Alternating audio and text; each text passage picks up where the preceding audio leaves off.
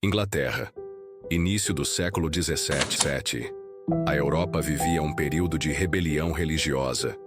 O controle da fé estava nas mãos do Estado, mas um grupo pequeno decidiu romper com tudo.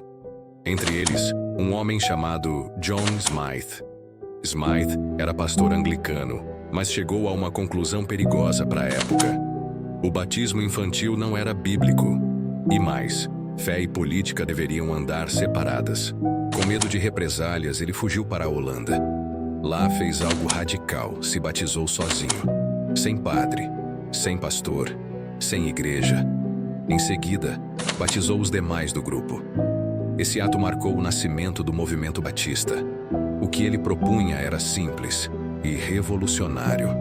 Batismo só em adultos conscientes, liberdade religiosa plena e a separação entre igreja e poder político. A ideia se espalhou. Um dos seus discípulos, Roger Williams, levou o movimento para a América e fundou a primeira igreja batista dos Estados Unidos, em Rhode Island. O símbolo dessa nova fé? Liberdade de consciência.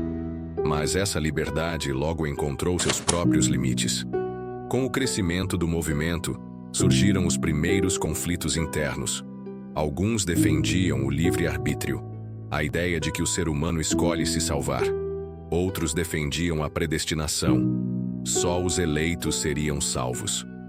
Esse embate dividiu os batistas em dois grandes grupos. Batistas gerais, que defendiam salvação para todos, e batistas particulares, que criam na salvação exclusiva dos eleitos. Essa divisão moldou a cultura de milhares de igrejas ao redor do mundo. E aqui entra a contradição central. O movimento que nasceu pela liberdade se dividia internamente pela salvação. O que começou como uma fé simples e libertadora se tornava aos poucos complexo, dividido e político. Enquanto o movimento crescia, John Smyth enfrentava outra história, uma que poucos conhecem e que terminou antes do fim. John Smyth rompeu com tudo, se batizou sozinho, depois batizou os outros. Ali nascia o movimento batista, mas ele se arrependeu. Pouco tempo depois passou a rejeitar o que tinha feito. Acreditava que o batismo não podia ser feito por conta própria, precisava vir da comunidade, de uma igreja. Ele procurou os menonitas. Também eram anabatistas. Também rejeitavam o batismo infantil. Mas tinham estrutura, história, tradição. Smyth pediu para ser aceito.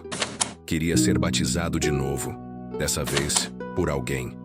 Mas morreu antes. A igreja que ele começou se dividiu. Parte seguiu com o que ele iniciou.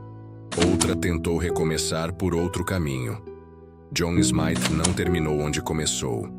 Rompeu, se arrependeu e partiu antes de voltar. A fé dos batistas começava a se espalhar. Novos templos, novas ideias, novas fronteiras. Mas enquanto o movimento crescia, seu fundador vivia outra jornada. Uma que quase ninguém conta. Uma que termina antes da história começar. Em 1871, o Brasil ainda era império. O catolicismo era a religião oficial. Foi nesse contexto que um grupo de imigrantes americanos realizou um culto simples no interior de São Paulo, em Santa Bárbara do Oeste. Esse foi o primeiro culto batista do Brasil.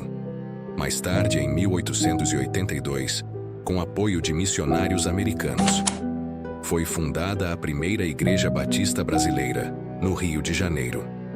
Mas os batistas não vieram apenas com uma Bíblia na mão. Eles trouxeram uma estratégia. Traduziram hinos, imprimiram Bíblias em português, criaram escolas, ofereceram alfabetização. Onde o Estado não chegava, eles chegavam. No Nordeste, ocuparam regiões abandonadas.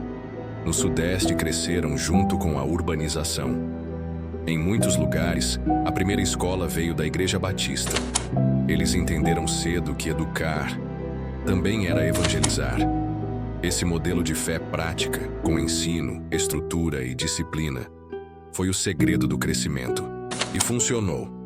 Os batistas se espalharam rápido pelo país, mas à medida que ganhavam espaço, se aproximavam de outro tipo de influência, o poder. E aí, os princípios seriam testados. Nos anos 90, muitos pastores batistas começaram a se candidatar. As igrejas viraram base eleitoral. O púlpito virou palco de campanha. E esse movimento cresceu. Nas eleições de 2018, vários líderes se alinharam a Jair Bolsonaro. Falavam de família cristã, liberdade religiosa, e usavam o nome Batista para reforçar o discurso. Mas isso dividiu o movimento. Pastores progressistas reagiram. Muitos jovens deixaram as igrejas. A liberdade de consciência, que antes unia, agora servia para justificar lados opostos. Outros dobraram a aposta, usando o púlpito para defender candidatos, atacar ideologias e até demonizar adversários políticos. O que era fé virou bandeira, o que era pregação virou campanha. Hoje, há pastores batistas no Congresso. Influenciam leis, votações, decisões públicas. Estão em cargos de poder. E, em alguns casos, envolvidos em escândalos. O nome Batista, que nasceu defendendo a separação entre fé e Estado, hoje aparece em partidos, projetos de lei e palanques eleitorais. E a pergunta continua: dá para misturar fé e política sem perder os princípios? Hoje os batistas estão em todos os cantos do Brasil. São mais de 2 milhões de fiéis. Estão nas favelas, nas escolas, nas periferias e nas capitais. Presente em colégios, hospitais, projetos sociais e igrejas pequenas. Ajudam com educação, saúde, alimentação, acolhimento. Em muitos lugares, a igreja é o único apoio que existe. Esse lado social é forte e não pode ser ignorado. Mas o movimento também carrega divisões internas, teológicas, políticas, ideológicas. Alguns defendem a tradição, outros pedem renovação. Alguns querem mais espaço no Estado, outros querem voltar à separação original. A verdade é que o nome Batista já não significa uma coisa só, e talvez nunca tenha significado. O movimento é plural, mas às vezes também é confuso. O que começou como um gesto de rebeldia se tornou uma força com contradições. Uma força que ainda faz diferença, mas que também precisa se perguntar: dá para seguir os princípios sem se curvar ao poder?